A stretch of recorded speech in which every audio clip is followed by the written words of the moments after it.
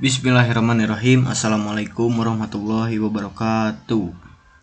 Pada video kali ini saya akan menjelaskan tentang elips di AutoCAD, di mana elips didefinisikan sebagai kurva yang mengelilingi dua titik fokus.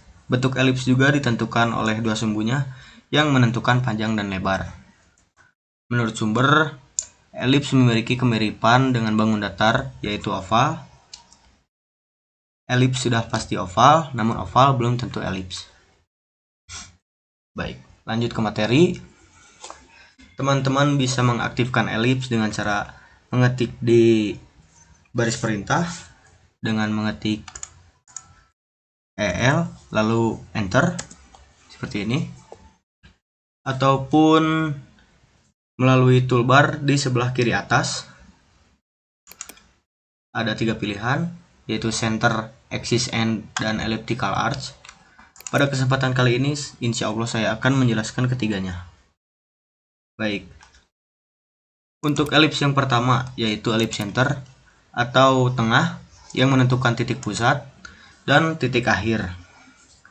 Sementara sumbu keduanya akan ditentukan setelah menentukan titik akhirnya. Misalkan di sini titik tengah atau titik pusat, dan titik akhirnya sebagai contoh 100, lalu enter seperti ini. Dan untuk menentukan sumbu keduanya adalah menentukan panjangnya misalkan sebagai contoh 70, tinggal ketik lalu enter. Nah, seperti ini ya teman-teman, bisa dicek bahwa dari titik pusat ke titik akhir adalah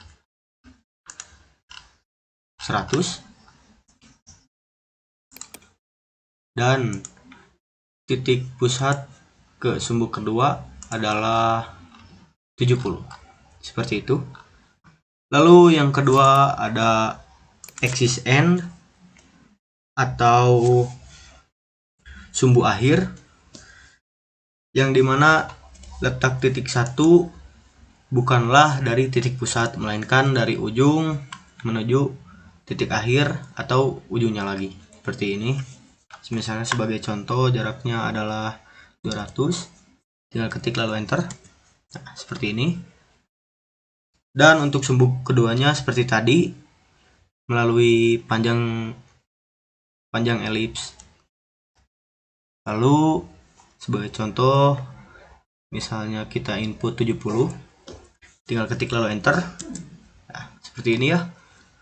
Bisa dicek bahwa dari titik 1 ke titik 2 adalah 200, dan titik pusat ke sumbu kedua adalah 70.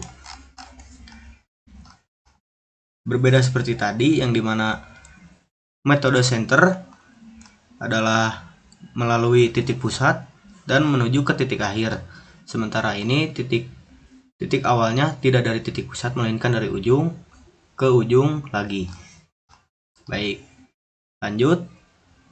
Yang ketiga ada elliptical arch atau busur elips, yang dimana di sini pembuatannya cukup rumit karena ada 5 titik. 2 titik terakhir sebagai sudut awal dan sudut akhir. Baik, sebagai contoh, untuk menentukan titik 1 misalkan dari sini, dan titik 2 jaraknya 200, tinggal input lalu enter. Seperti ini kurang lebih. Lalu untuk menentukan sumbu kedua atau titik ketiganya melalui panjangnya, sebagai contoh panjangnya itu 70 seperti tadi, tinggal input lalu enter. Nah, yang ini adalah untuk menentukan titik keempat atau sumbu awal atau sudut awal. Misalkan sudutnya 30 sebagai contoh, tinggal enter. Kurang lebih seperti ini.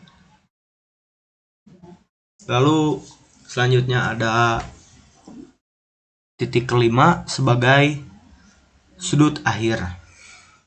Sebagai contoh, misalkan sudutnya 120, tinggal di input lalu enter. Kurang lebih akan jadi seperti ini untuk elliptical arch. Teman-teman bisa mencobanya di rumah. Jangan lupa like, subscribe, dan komen.